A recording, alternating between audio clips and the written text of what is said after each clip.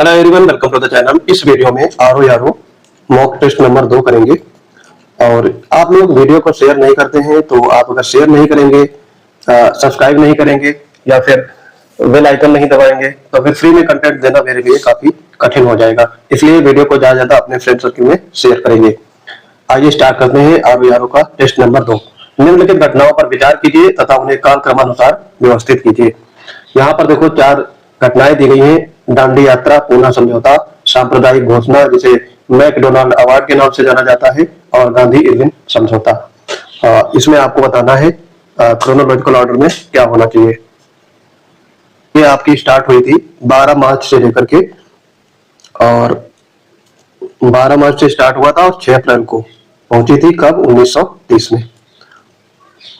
पूना समझौता आपका हुआ था, ये आपका लास्ट में हुआ था 24 सितंबर 1932 में, गांधी और अंबेडकर के बीच में।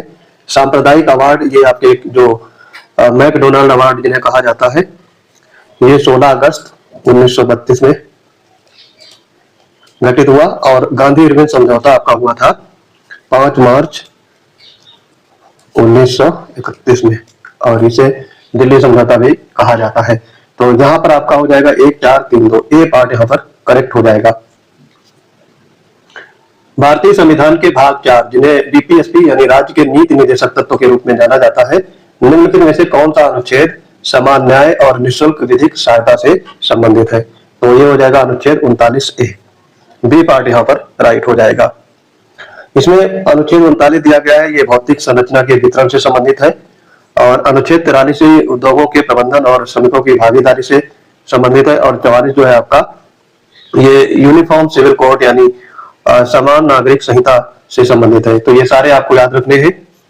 सूची 1 को सूची 2 से मिलान करना है। यहाँ पर थोड़ा सा आपको समझना होगा, अलग अलग ये दिया गया है, साइड साइड नहीं है। तो यहाँ पर देखेंगे, देखो एक में दिया गया है आपका पवन, और दूसरे में उससे संबंधित एरिया जो क्षेत्र होता है। तो ये चिनूक कहाँ से फेमस है, ये कहाँ चलती है पवन, ये राकी पर्वत पे। तो यहाँ पर एक का 2 हो गया, ये राकी पर्वत पे चलती है। सिराको जो है, सिराको पवन, ये आपकी उत्तरी अफ्रीका में, सिराको पवन आपकी उत्तरी अफ्रीका में चलती है, यानी B1 हो जाएगा। और ब्लिजर्ड जो होता है, ब्लिजर्ड ये आपकी साइबेरिया कनाडा क्षेत्र में चलती है, तो C का 4 हो जाएगा। और D आखिरी बचा तो D का 3 हो जाएगा। तो यहाँ पर आपका ए पार्ट करेक्ट हो जाएगा। निम्नलिखित में से कौन सा एक जैव विविधता के इन सीटू यानी स्व स्थानीय संरक्षण की विधि नहीं है? यहाँ पर नहीं है पूछा गया है। तो इसमें देखो बायोस्फीयर रिजर्व जो जीवमंडल नीचे होते हैं, ये होते हैं। राष्ट्रीय उद्यान, नेशनल पार्क इसमें शामिल किए गए हैं, और वन्य जीव अभ्यारण्य को भी इंक्लूड किया गया है। यहाँ पर यह बोटेनिकल गार्डन होते हैं, ये नहीं होते हैं, ये एक्स सीटू के उसमें आते हैं, ना कि इन सीटू। एक्स सीटू के में इंक्लूड किए गए हैं। अब देखो यहाँ पर 2 चीजें हैं, आपको इन सीटू और एक्स सीटू होता क्या है ये समझना है। सबसे पहले इन सीटू के बारे में समझेंगे। जीवों के उनके प्राकृतिक आवास में ही संरक्षित करना, जैसे राष्ट्रीय उद्यान, वन्य जीव अभ्यारण्य और बायोस्फीयर रिजर्व, ये सारे आते हैं आपके इन सीटू में, जो कि आपके ऑप्शन में भी दिए गए हैं। और जो एक्स सीटू होता है, बाह्य स्थानीय, ये जीवों को उनके प्राकृतिक आवास से बाहर ले जाकर संरक्षित करना, जैसे वानस्पतिक उद्यान होते हैं, चिड़ियाघर होते हैं, जीन बैंक होते हैं, सीड बैंक होते हैं, ये सारे एक्स सीटू के उदाहरण हैं। इकोसिस्टम के संबंध में निम्नलिखित में से कौन सा कथन सत्य है? तो इकोसिस्टम क्या होता है ये पूछा गया है। इसमें क्या होता है, उत्पादक प्राथमिक उपभोक्ता से अधिक होते हैं। सी पार्ट आपका राइट हो जाएगा। किसी भी स्थायी पारिस्थितिक तंत्र यानी इकोसिस्टम में ऊर्जा के पिरामिड या संख्या के पिरामिड के अनुसार हमेशा जो उत्पादक यानी हरे पौधे होते हैं, उनकी संख्या सबसे ज्यादा होती है। और इनके बीच में जो ऊर्जा प्रवाह होता है, वो 10% ऊर्जा प्रवाह, जो नियम लिंडेमैन का नियम कहलाता है, जो पोषण स्तर पर बढ़ने पर ऊर्जा घटती रहती है। जैसे जैसे पोषण स्तर बढ़ेगा, ऊर्जा डिक्रीज होती जाएगी। निम्नलिखित में से कौन सा जल में घुलनशील है और जिसकी कमी से पेलाग्रा रोग हो जाता है? तो जल में घुलनशील विटामिन भी है, तो ये डी और सी दोनों विटामिन जल में घुलनशील होती हैं। और यहाँ पर एडिशनल जोड़ा गया है जिसकी कमी से पेलाग्रा रोग होता है, तो ये आपका होता है विटामिन B3, नियासिन इसे कहा जाता है। ये सारे आपको केमिकल नेम भी याद रखने हैं, जैसे कि B1 थायमिन होता है, विटामिन सी होता है स्कॉर्बिक एसिड, और विटामिन B12 होता है साइनोकोबालामिन। तो ये सारे आपको फैक्ट याद रखने हैं। विटामिन B1 की कमी से आपका वेरी वेरी रोग हो जाता है, और विटामिन B12 की कमी से एनीमिया होता है, ठीक है, और विटामिन C जो की कमी से स्कर्वी रोग हो जाता है। तो ये सारे आपको याद रखने हैं। देखो जो पेलेग्रा रोग होता है ये विटामिन B3 की कमी से होता है, और ये 4D सिंड्रोम होते हैं। इसमें डर्माटिसिस, डायरिया, डिमेंशिया और डेथ, ये 4 नामों से इसे पुकारा जाता है। भारत की जनगणना 2011 के अनुसार उत्तर प्रदेश के निम्नलिखित शहरों में से कौन सा शहर मिलियन सिटी नहीं है, यानी 10 लाख की अधिक की आबादी वाला शहर नहीं है यहाँ पर। तो 4 सिटी आपके दिए गए हैं, और ये जो 2011 की जनगणना के अकॉर्डिंग बताना है, हो सकता है वो अब 10 मिलियन से भी ज्यादा उसकी पॉपुलेशन हो गई हो। तो आगरा की है, प्रयागराज की भी है, मेरठ की भी है, मुरादाबाद की नहीं है। तो यहाँ पर आपका डी पार्ट करेक्ट हो जाएगा, क्योंकि मुरादाबाद की जो जनसंख्या थी 8.89 लाख थी 2011 की जनगणना के अकॉर्डिंग, ठीक है। तो 2011 की जनगणना के अनुसार उत्तर प्रदेश में ऐसे 7 शहर थे जिनकी आबादी 10 मिलियन से अधिक थी। ये शहर कौन कौन से हैं आपको याद रखने का बहुत जरूरी है। ये सारे नगर निगम क्षेत्र हैं, जैसे कानपुर है, लखनऊ है, गाजियाबाद है, आगरा है, वाराणसी है, मेरठ है, प्रयागराज। ये 7 शहर है जिनकी आबादी 10 लाख से अधिक है। एल नीनो के संदर्भ में आपको बताना है कौन से कथन सही है। ये पूर्वी प्रशांत महासागर में पेरू के तट पर उत्पन्न होने वाली एक ठंडी समुद्री जलधारा है।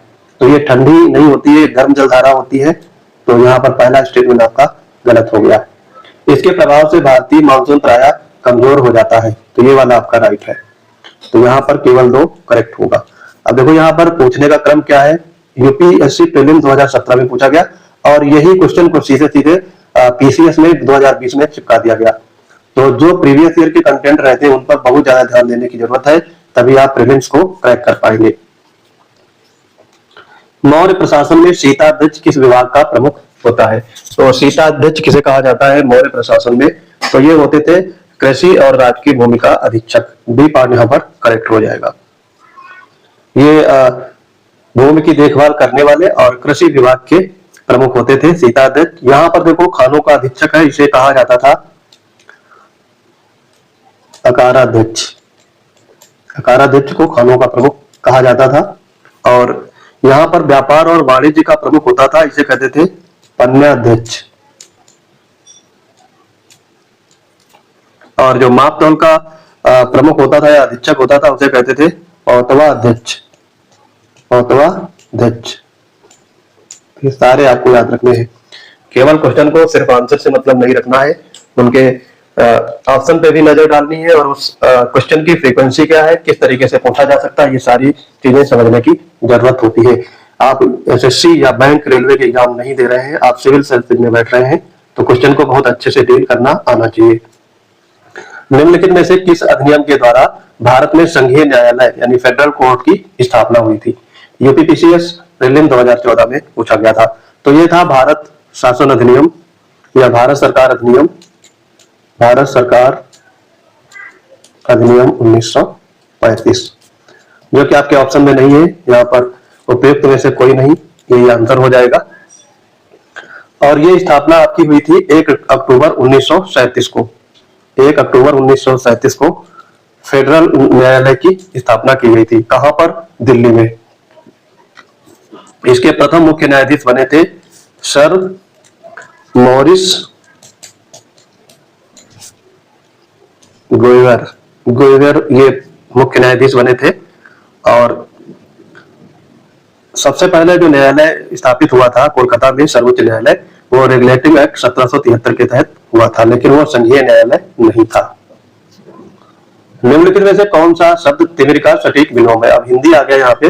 तो इन आपके टेस्ट सीरीज में 35 क्वेश्चन जीएस के रहते हैं और 15 क्वेश्चन हिंदी के, तो दोनों को कंबाइंड रूप से बनाया गया है। तिमिर का आपको सटीक विलोम बताना है। तिमिर का मतलब होता है अंधकार। जब आपका मीनिंग पता होगा तभी आप इनको अच्छे से और सटीक आंसर दे पाएंगे। तो अंधकार का क्या होता है? प्रकाश। लेकिन यहाँ पर प्रकाश नहीं लगेगा, सटीक विलोम बताना है, आलोक होगा। बी पार्ट आपका राइट हो जाएगा। तिमिर का मतलब होता है अंधकार और उसका सटीक विलोम होगा आलोक। आगे बढ़ेंगे।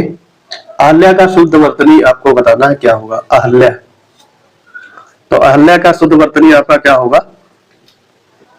अब देखो ये घुमाने वाला शब्द दिया गया है, इसमें चारों ऑप्शन आपके गलत दिए गए हैं। कोई भी ऑप्शन मतलब सबसे ज्यादा गलत होने वाले शब्दों में से एक है, और आम चाल में हम अहिल्या बोलते हैं, लेकिन ये अहिल्या ही सही है। तो यहाँ पर ये ऑप्शन जो दिए गए हैं ये आपको सिर्फ भ्रम में डालने के लिए है। जो अहल्या लिखा है यही सही है, सी पार्ट आपका करेक्ट हो जाएगा।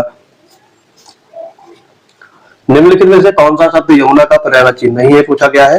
तो रवि, देखो सूर्य के जो पर्यायवाची हैं उनके अंत में जा लगा देंगे, या सूर्य की पुत्री ही यमुना होती है, तो रविजा ये यमुना का पर्यायवाची हो गया। सूर्य सुता ये भी यमुना का पर्यायवाची। भानु सूर्य होता है, भानु सूर्य का पर्यायवाची, और भानुजा लगा दिया तो ये यमुना का पर्यायवाची हो गया। जाह्नवी ये दिया गया है, ये गलत है। ये आपका जो जाह्नवी है ये गंगा का पर्यायवाची है, ठीक है, तो ये याद रखेंगे। गंगा के और पर्यायवाची होते हैं जैसे भागीरथी, भागीरथी, सुरसरी, सुर नदी भी कहते हैं, देव नदी जिन्हें बोला जा सकता है। तो ये सारे आपके गंगा जी के पर्यायवाची हो गए।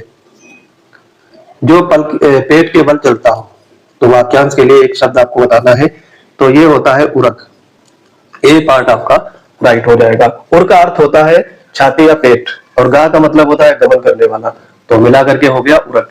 जो पेट के बल चलता है उसे उरक कहते हैं।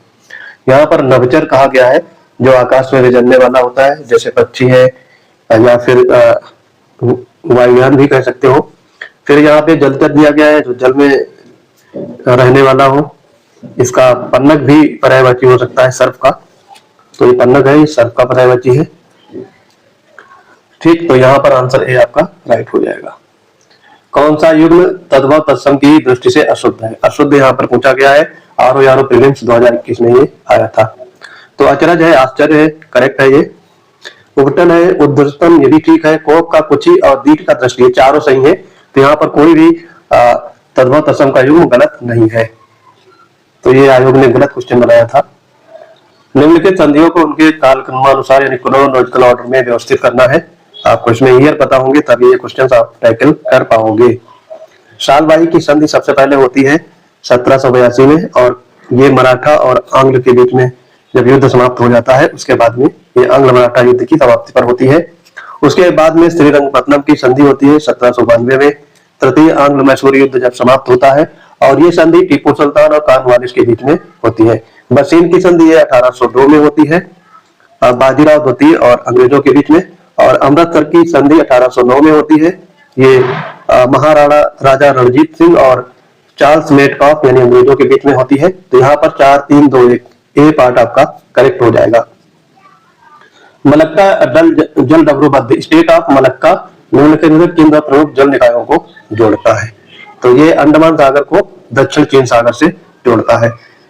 ये विश्व की सबसे बड़ी जल संधियों में से एक है मलक्का जल संधि, और ये मलेशिया यानी मलय प्रायद्वीप और इंडोनेशिया के बीच में स्थित है। और ये हिंद महासागर यानी अंडमान सागर को प्रशांत महासागर यानी दक्षिणी चीन सागर के बीच जोड़ती है। तो ये सारे फैक्ट याद रखेंगे। अर्थशास्त्र में फिलिप्स कर्व निम्नलिखित में से किन दो चरों के मध्य विपरीत संबंध यानी इनवर्स रिलेशनशिप को दर्शाता है। तो इसका आंसर हो जाएगा मुद्रास्फीति की दर और बेरोजगारी की दर, इन दोनों को ये आपस में इनवर्स रिलेशनशिप में दर्शाता है। रोग दिए गए हैं और उससे संबंधित आपके कारक दिए गए हैं। तो सूची 1 में रोग है, सूची 2 में कारक है। तो थोड़ा इसको ध्यान से देखिएगा, ये दोनों एक साथ लिखे गए हैं। यहाँ पर जो प्लेग रोग है, ये आपका प्लेग किसके कारण फैलता है, बैक्टीरिया के, तो ए का 4 से हो जाएगा। फिर है एड्स है, ये आपका वायरस से फैलता है, तो ये बी का 3 से हो जाएगा। सी आ जाते हैं, सी गंजापन है, ये कवक से होता है यानी फंजाई से होता है, तो 2 से हो गया। और डी है जो वो जाहिर सी बात है 1 से हो जाएगा। तो ये आपका जो मलेरिया है ये प्रोटोजोआ से होता है। तो 4, 3, 2, 1 ए पार्ट यहाँ पर करेक्ट हो जाएगा। पर्यावरण संरक्षण के संदर्भ में बहुचर्चित किगाली समझौता निम्नलिखित में से किस प्रोटोकॉल का एक महत्वपूर्ण संशोधन है। तो किगाली समझौता ये मॉन्ट्रियल प्रोटोकॉल का ही संशोधन यानी अपडेटेड रूप होता है। 2016 में रवांडा के किगाली में ये मॉन्ट्रियल प्रोटोकॉल में संशोधन किया गया था। मॉन्ट्रियल प्रोटोकॉल कब हुआ था, 1987 में इसका संशोधन हुआ था। और इसका मुख्य उद्देश्य हाइड्रोफ्लोरोकार्बन जैसी गैसों के उत्पादन उपभोग को चरणबद्ध तरीके से कम करना है, ताकि ये ओजोन परत को नुकसान नहीं पहुंचाए, और लेकिन ये अत्यंत शक्तिशाली ग्रीन हाउस गैसें हैं जो ग्लोबल वार्मिंग बढ़ाती है। संविधान सभा की प्रांतीय संविधान समिति जो प्रोविंशियल कॉन्स्टिट्यूशनल कमेटी होती है, उसके अध्यक्ष कौन थे? तो प्रांतीय सभा की समिति के अध्यक्ष थे सरदार वल्लभ भाई पटेल। डी पार्ट आपका करेक्ट हो जाएगा। ये मौलिक अधिकारों और अल्पसंख्यक संबंधी सलाहकार समिति के भी अध्यक्ष थे, तो ये भी आपको याद रखना है। यहाँ पर बी.आर. अम्बेडकर है, ये प्रारूप समिति के अध्यक्ष थे। जवाहरलाल नेहरू ये आपके संघ समिति के अध्यक्ष थे, और राजेंद्र प्रसाद जो थे ये जो संविधान सभा की कमेटी के अध्यक्ष थे। तो ये सारे फैक्ट आपको याद रखने हैं। कला और संस्कृति के संबंध में निम्नलिखित में से कौन सा युग सही सुमेलित नहीं है? तो यहाँ पर देखो एलिफेंटा गुफाएं हैं, करेक्ट है। ये श्रवणबेल गोला ये गोमतेश्वर की मूर्ति है, यहाँ पर करेक्ट है। खजुराहो चंदेल राजवंश के मंदिर है यहाँ पे, ठीक है। और सांची दिया गया है, ये बुद्ध का जन्म स्थान ये गलत दिया गया है। बुद्ध का जन्म स्थान ये लुम्बिनी में बुद्ध का जन्म हुआ था, लुम्बिनी में, जो आज के समय में नेपाल में है। तो यहाँ पर ये वाला करेक्ट इनकरेक्ट होगा और ये पूछा गया था। डी पार्ट आपका राइट हो जाएगा। ये सांची अपने विशाल बौद्ध स्तूप जो अशोक के द्वारा बनवाया गया था उसके लिए फेमस है। भारतीय संविधान के किस संशोधन अधिनियम द्वारा सहकारी समितियां जो कोऑपरेटिव सोसाइटीज थी शब्द को संविधान में जोड़ा गया और उन्हें संवैधानिक दर्जा प्रदान किया गया? तो ये 57वें संविधान संशोधन 97, और ये कब आया था? 2011 में। और इसमें 3 प्रमुख बदलाव किए गए थे। अनुच्छेद 19(1) के सी पार्ट में इसे लिखा गया, जोड़ा गया और इसे मौलिक अधिकार बनाया गया। इसके बाद में नीति निदेशक यानी जो डीपीएसपी थे उसमें भी 43B में इसको, अनुच्छेद 43B में इसको ऐड किया गया। इसके अलावा संविधान में एक नया भाग 9B जोड़ा गया, ये नया भाग जुड़ा और इसके अनुच्छेद 243 ZH से लेकर के 243 ZT तक जोड़ा गया। भारतीय प्रायद्वीपीय कौन सी नदी रिफ्ट घाटी यानी भ्रंश घाटी से होकर के प्रवाहित होती है? तो ये है, देखो 2 नदियां होती है इसमें, नर्मदा और ताप्ती। तो यहाँ पर ऑप्शन ताप्ती का है, तो सी पार्ट आपका राइट हो जाएगा। देखो इसमें क्या है, भ्रंश घाटी से 3 नदियां प्रमुख बहती है, एक तो नर्मदा है, एक आपका आंसर है ताप्ती, और तीसरी नदी है आपकी दामोदर। ये तीनों नदियां हैं, ये आपकी पश्चिम की ओर बहती है, जिसमें मतलब ताप्ती नदी सतपुड़ा और अजंता पर्वत श्रेणियों के बीच में होकर के भ्रंश घाटी में पश्चिम की ओर बहती है और अरब सागर में गिर जाती है और ये एस्चुरी का निर्माण करती है। भौतिकी में पार्सेक निम्नलिखित में से किसकी मापन इकाई है? तो पार्सेक ये होता है इकाई खगोलीय दूरी, एस्ट्रोनॉमिकल डिस्टेंस। बी पार्ट आपका राइट हो जाएगा। एक पार्सेक जो होता है, एक पार्सेक इक्वल टू 3.26 प्रकाश वर्ष यानी लाइट ईयर, इसके बराबर होता है। यह सबसे बड़ी इकाई है और इसका उपयोग ब्रह्मांड में खगोलीय पिंडों, तारे, आकाशगंगा के बीच की दूरी को मापने के लिए किया जाता है। निम्नलिखित में से मक्खन शब्द का सही तत्सम आपको बताना है, तो यह होगा मृक्षण। बी पार्ट आपका करेक्ट हो गया। विसिक निम्नलिखित में से किस शब्द का पर्यायवाची है? तो विसिक यह बाण का पर्यायवाची है। सी पार्ट यहाँ पर करेक्ट हो जाएगा। बाण के और पर्यायवाची देख लेंगे, जैसे कि तीर, फिर इशु होता है, इशु माने बाण होता है, सर होता है, सर माने बाण, और शिलीमुख इंपॉर्टेंट है, याद रखेंगे एग्जाम में, रिपीट होता रहता है। आपका आशु, आशुग और नाराज जो आपके ऑप्शन में दिया गया है, नाराज भी होता है, ऑप्शन में नहीं है। तो सारे बाण के पर्यायवाची उनको याद रखना है और ये एग्जाम में रिपीट होते रहते हैं। पूछा गया है, तो श्री गणेश का विलोम शब्द आपका होगा इतिश्री। बी पार्ट आपका करेक्ट हो जाएगा। श्री गणेश का मतलब होता है किसी कार्य को स्टार्ट करना, शुरुआत करना, और इतिश्री का मतलब होता है संपन्न करना या समापन करना। और यहाँ पर एक और होता है अथ है, अथ का होगा इति, ये अथ का विलोम इति, यह भी आपका पूछा जाता है। जिसका जन्म कन्या यानी अविवाहिता के गर्भ से हुआ हो, वाक्यांश के लिए एक उपयुक्त शब्द क्या होगा? तो ये होगा कांगीन। डी पार्ट आपका राइट हो जाएगा। और इसका सबसे बेहतरीन उदाहरण मिलता है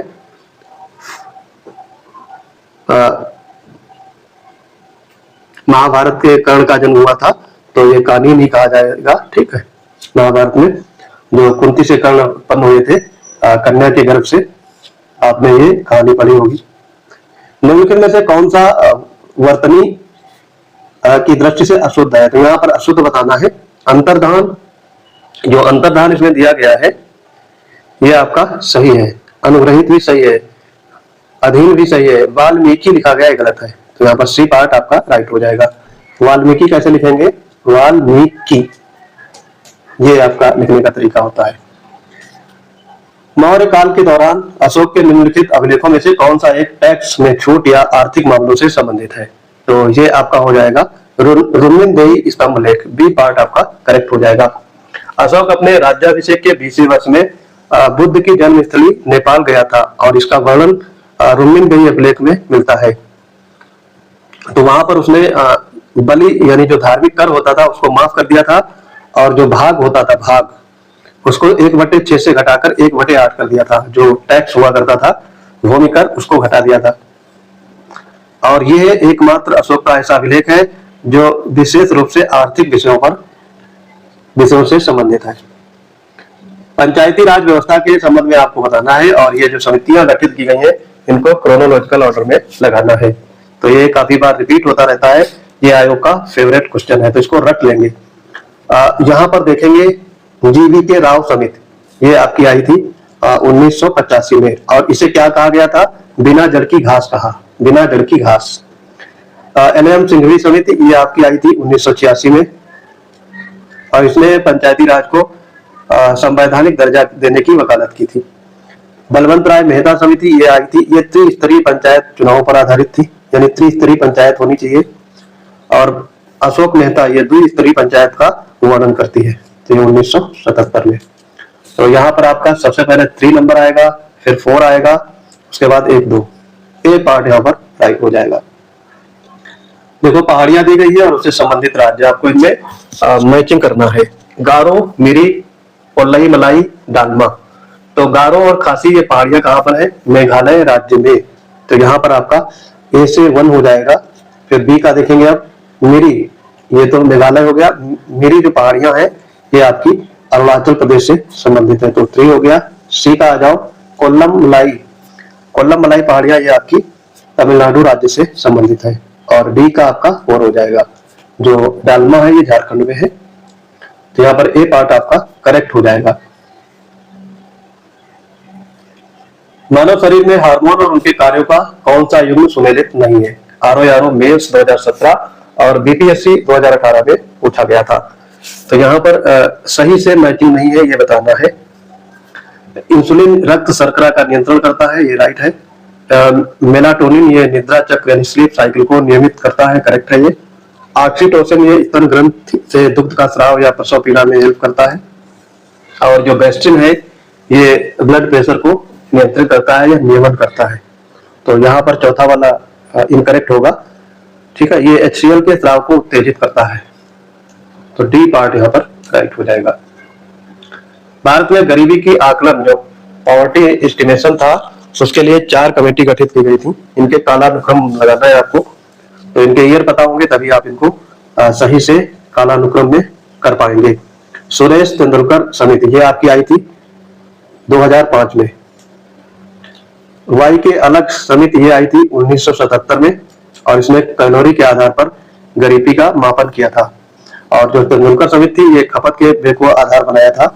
सी रंगराजन समिति ये 2012 में आई थी, और लकड़ा वाला समिति ये आई थी आपकी 1989 में। तो आप अब इसमें क्रम में लगा लीजिएगा 2 4 1 3, 2 4 1 3, ए पार्ट आपका करेक्ट हो जाएगा। निम्नलिखित में से कौन सा युग्म राष्ट्रीय उद्यान या उनसे होकर बहने वाली नदी सुमेलित है? जिम कार्बेट राष्ट्रीय उद्यान, यहाँ पे रामगंगा नदी बहती है, ये आपका एकदम करेक्ट है। काजीरंगा राष्ट्रीय उद्यान ब्रह्मपुत्र नदी बहती है, करेक्ट है। साइलेंट वैली या शांत घाटी राष्ट्रीय उद्यान कुंती पुच्छा नदी बहती है, ये राइट है। तो यहाँ पर तीनों सही हो जाएंगे, डी पार्ट आपका करेक्ट हो जाएगा। यह जो कुंती पुच्छा नदी है ये केरल में है, केरला में। काजीरंगा उद्यान ये आपका असम में है, और जो जिम कार्बेट है ये आपका उत्तराखंड में है। ये सारे आपको राज्य भी पता होने चाहिए। आधुनिक भारतीय इतिहास के संदर्भ में निम्नलिखित पत्र पत्रिकाओं और उनके संपादकों का कौन सा युग्म अशुद्ध है? तो यहाँ पर इनकरेक्ट युग्म आपको बताना है। मिरात उल अखबार ये राजा राम मोहन राय ने लिखा था या प्रकाशित किया था, करेक्ट है। प्रबुद्ध भारत स्वामी विवेकानंद, करेक्ट है। फ्री हिंदुस्तान तारकनाथ दास ने, करेक्ट है। और इंडियन मिरर इसकी स्थापना देवेंद्र नाथ टैगोर ने की थी, ना कि बाल गंगाधर तिलक। तो यही आपका आंसर हो जाएगा। ये थे देवेंद्र नाथ टैगोर। और ये कब किए थे? 1861 में कोलकाता में। ये रविंद्रनाथ टैगोर के पिताजी हैं, तो ये आप फैक्ट याद रख सकते हैं। जो बाल गंगाधर तिलक है, इन्होंने दो पत्रिकाएं निकाली थी, एक मराठा जो अंग्रेजी में थी और केसरी जो मराठा में। ये दो समाचार पत्र इन्होंने निकाले थे। प्रकाश के किस गुण को फिनोमिनन के कारण आकाश का रंग नीला दिखाई देता है और सूर्योदय और सूर्यास्त के समय सूर्य लाल दिखाई देता है? तो ये किसके कारण होता है? प्रकाश का प्रकीर्णन यानी scattering of light. A part यहाँ पर राइट हो जाएगा। विश्व के प्रमुख औद्योगिक क्षेत्रों या इंडस्ट्रियल रीजन के संदर्भ में निम्नलिखित में से कौन सा सही सुमेलित नहीं है? जो रूर क्षेत्र है जर्मनी से, करेक्ट है। फ्लैंडर ये आपका बेल्जियम से है, ये भी आपका करेक्ट है। न्यू इंग्लैंड ये आपका यूनाइटेड किंगडम से है, तो ये आपका गलत हो जाएगा। जो न्यू इंग्लैंड है ये असल में अमेरिका होगा, यूएसए, ना कि यूके। तो यही आपका करेक्ट आंसर है। बाकी कांटो का मैदान ये आपका जापान में, भी करेक्ट है। ठीक है, ये सारे फैक्ट आपको याद रखने हैं। भारतीय संविधान के अनुच्छेद 108 के तहत संसद की संयुक्त बैठक या ज्वाइंट सिटिंग किस विधेयक के संबंध में नहीं बुलाई जा सकती? तो ये किस संबंध में नहीं बुलाई जा सकती है, ये बताना है। साधारण विधेयक में बुलाई जाती है। संशोधन जब होता है, संविधान संशोधन विधेयक, इसमें नहीं बुलाई जा सकती है। और धन विधेयक में भी। तो यहाँ पर बी और सी दोनों होंगे। डी पार्ट आपका राइट हो जाएगा। निम्नलिखित में से आविर्भाव शब्द का सटीक विलोम आपको बताना है। आविर्भाव का मतलब क्या होता है? प्रकट होना या उत्पन्न होना। तो उसका होगा तिरोभाव, यानी गायब हो जाना या फिर अदृश्य हो जाना। सी करेक्ट हो जाएगा। हिरण्यगर्भ निम्नलिखित में से किस देवता का पर्यायवाची है? आरओ पहले 2016 में पूछा गया था। हिरण्य का मतलब होता है सोना, और गर्भ का मतलब यानी सोने के अंडे से उत्पन्न होने वाला, अर्थात ब्रह्मा, भगवान ब्रह्मा। बी पार्ट आपका राइट हो जाएगा। इनके अन्य पर्यायवाची वो भी याद रख सकते हो, जैसे प्रजापति, चतुरानन,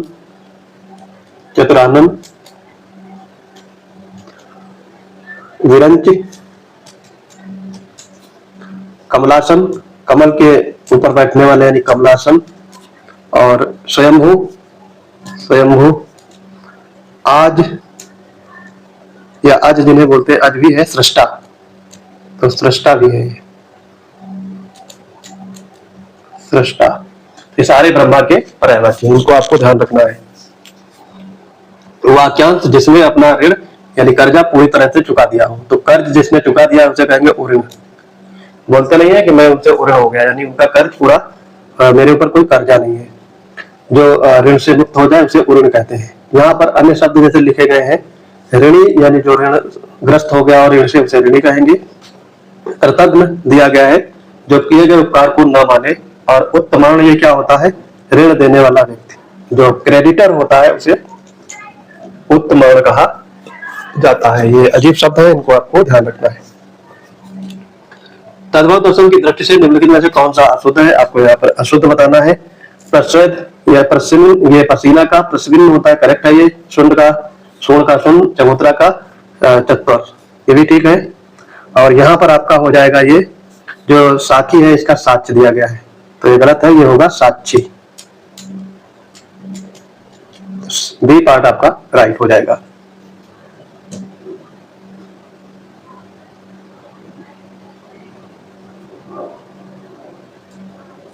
निम्नलिखित में से कौन सा शब्द वर्तनी की दृष्टि से पूर्णतः शुद्ध है? तो यहाँ पर शुद्ध शब्द आपको बताना है। यहाँ पर ये शुश्रूषा लिखा गया है, ये सत्य मतलब पूर्णतः शुद्ध है। आशीर्वाद गलत लिखा गया है, आशीर्वाद को इस तरीके से लिखेंगे आशीर्वाद।